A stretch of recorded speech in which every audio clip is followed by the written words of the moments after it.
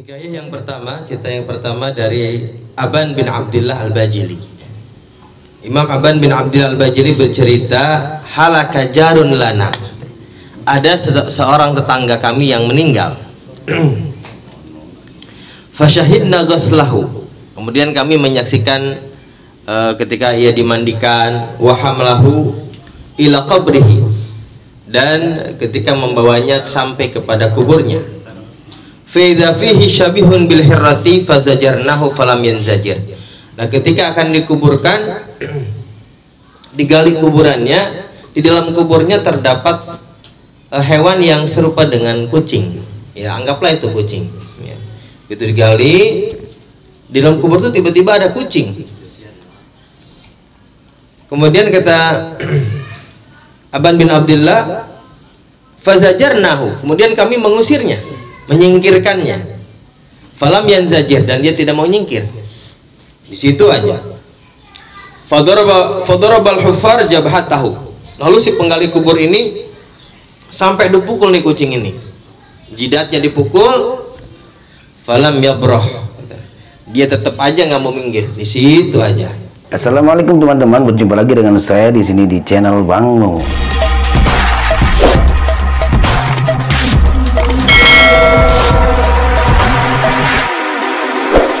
Karena si kucing nggak mau minggir-minggir, fatahawwalu ila qabrin akhar. Kemudian maka ini si penggali kubur itu akhirnya pindah, gali lagi. Karena ini kucing berarti bukan sembarangan kucing, ya gitu ya. Diusir-usir nggak mau pergi, akhirnya ngalah si penggali kuburnya yang pindah, bikin kuburan yang lain. Falamma alhada, dan ketika sedang menggali liang lahat, ya, digali lagi, kemudian ketika bikin liang lahat tuh, fa idza huwa fihi, tiba-tiba di situ ada lagi kucing yang tadi. Masyaallah. Fa sana'u bihi ma sana'u. Kemudian si tukang gali kubur tadi melakukan apa yang tadi dilakukan, ya diusir tuh si kucing. Kemudian digebuk jidatnya, nggak mau pergi juga tuh kucing. Falam yaltafit, si kucing itu tidak menoleh bahkan, ya, tidak bergeming. Faqala al-qaumu inna hadzal amra ma ra'ayna mithlahu. Kemudian kata masyarakat yang ada di situ hadir, kami tidak pernah melihat kejadian yang seperti ini. Ya. Ini adalah kejadian yang apa namanya, yang tidak pernah kami saksikan sebelumnya. Fadfanu bi sahibikum. Kemudian katanya, yaudahlah, dan sebagian besar orang yang ada di situ udah kuburin aja. Karena nanti kita gali kubur yang lain pun pasti kayaknya bakal ada lagi. Udah kuburin aja udah sama kucing-kucingnya. Ya, karena itu pasti kucing bukan kucing sembarangan gitu. Fadfanu bi sahibikum fadafanuhu. Kemudian mereka mengkuburkannya. Falamma sawa alaihi labin. Kemudian ketika mereka meratakan kuburnya dengan tanah merah, sami'na qadqadata 'azamihi. Kemudian kami mendengar apa namanya, gemertak remuknya tulangnya si orang tersebut. Wah, kayaknya lagi digencet ini orang. Kedengeran betul katanya dari atas kubur itu kedengeran apa namanya, geretak-geretaknya patah-patahan tulang. Fadhahaba ammi wa ghairuhu. Kemudian pamanku pergi, kata Imam Aban bin Abdillah, kemudian pergilah pamanku dan yang lainnya ila mraatihi, ya, pergi ke apa namanya, ke istrinya. Faqalu ma hala zaujuka. Kemudian mereka bertanya kepada istrinya, apa yang terjadi dengan suamimu? Ada apa dengan suamimu? Wahaddatsuha bima ra'au. Kemudian mereka menceritakan apa yang mereka lihat. Diceritakan kepada istrinya apa yang mereka lihat.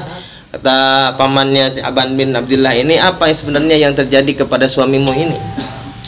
Faqalat, lalu si istrinya berkata, kana la yaktasilu minal jinabah. Ini orang, suami saya itu katanya malas banget, dia tidak pernah mandi dari mandi junub. Nggak mau mandi junub nih, ya.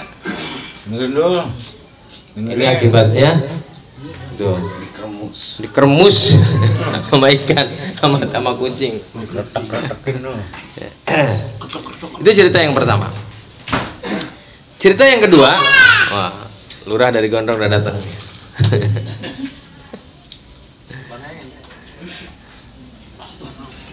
Cerita yang kedua, wahakal Ghazali annahu ru'ya rajulun fil manam. Cerita yang kedua diceritakan oleh Imam Al-Ghazali.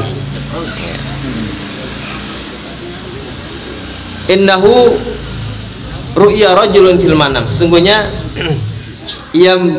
ada seorang laki-laki dilihat dalam mimpinya. Faqila lahu. Kemudian ia ditanya, ada seorang laki-laki dalam mimpi ditanya, ma fa'alallahu bika, apa yang telah Allah lakukan kepadamu. Jadi ada seseorang laki-laki yang sudah meninggal, kemudian ia dimimpikan oleh seseorang. Nah, di dalam mimpi itu si laki-laki ditanya, apa yang Allah lakukan kepadamu. Qala da'ani, ia berkata, Allah telah meninggalkanku. Fa inni lam atamakkan min ghuslin yauman minal jinabah. Sesungguhnya aku, katanya, tidak sempat atau tidak bisa pada satu hari, tidak bisa mandi junub. Ya. Jadi nggak mandi junub tuh, lupa atau karena nggak bisa kemudian menjadi nggak dilakukan tuh mandi junub. Kelupaan mandi junub. Fa'albasanillahu thawban minan nari ataqallabu fihi.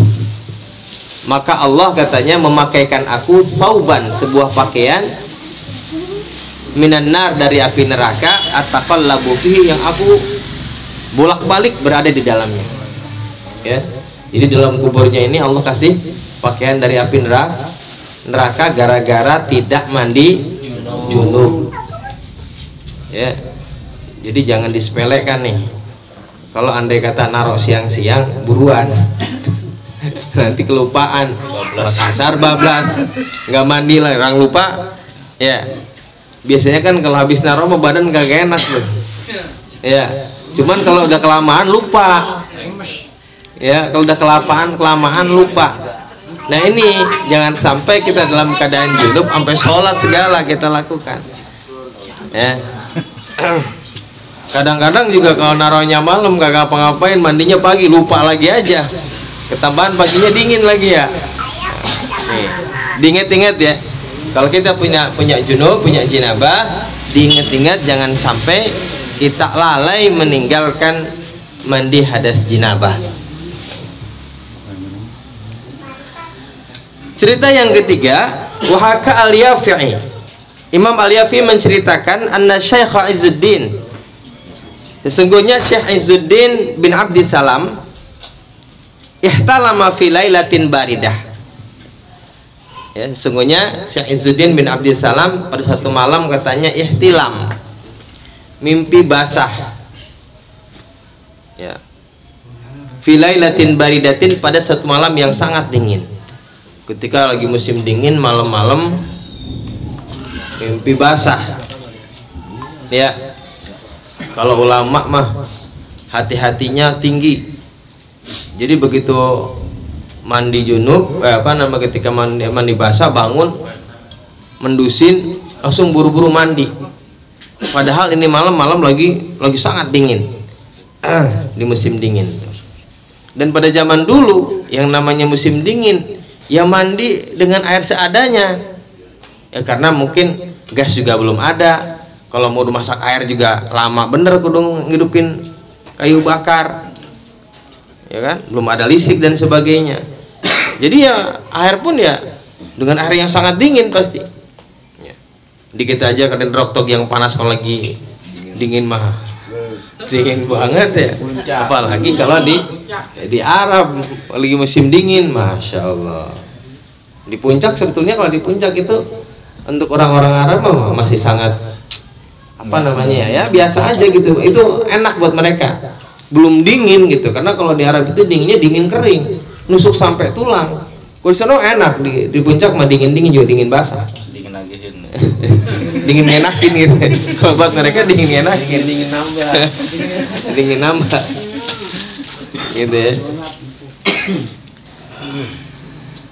Fa'ata ilal ma'i wa huwa jamidun. Kemudian dia datang ke air, katanya mendatangi air, artinya mau mandi nih. wa huwa jamidun fakassarahu, dan dia lihat airnya tuh membeku sampai beku tuh, saking dinginnya itu malam airnya beku. Fakassarahu, kemudian dicairkan tuh air. Ya namanya es dicairin ya tetap kan dingin banget ya, dicairin, mungkin digetokin itu ya, pengen mandi. Waqtasala, kemudian Imam Izzuddin ini mandi. Wa kadat ruhuhu takhruju min syiddatil bardi, dan hampir saja katanya ruhnya, nyawanya hilang saking dinginnya. Wah, seolah kayak mau mati begitu, saking dingin banget.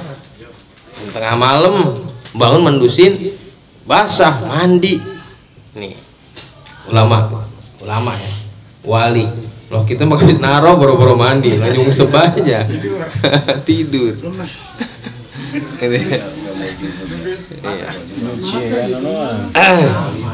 Nah ini dalam keadaan dingin, airnya aja beku. Bayangkan, airnya beku aja masih mandi. Wa kadatruhu takhruj, sampai hampir mati katanya, saking dinginnya. Kemudian sumahtalama fi lailatin saniyan. Kemudian habis mandi tidur, ngimpi lagi.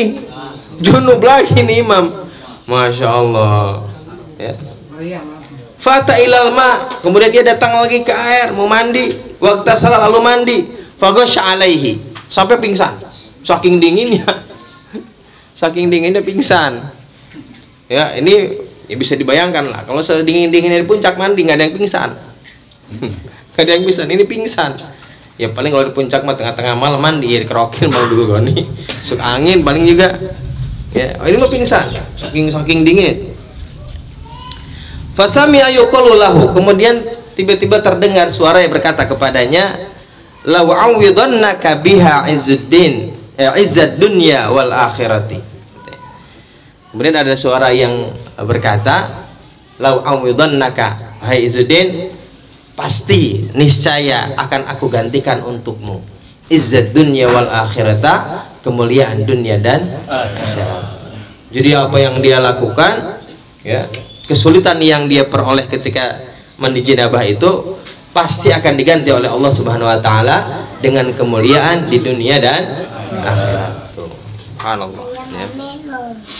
Azanallahu ma'hu fid dharain. Semoga Allah Subhanahu wa taala memuliakan kita bersama dengan Imam Izzuddin fid dharain, baik dunia dan akhirat. Nah, ini juga menjadi apa namanya, pelajaran buat kita ya. Apalagi kita masih muda nih ya, seger-seger, jadi jangan malas untuk mandi.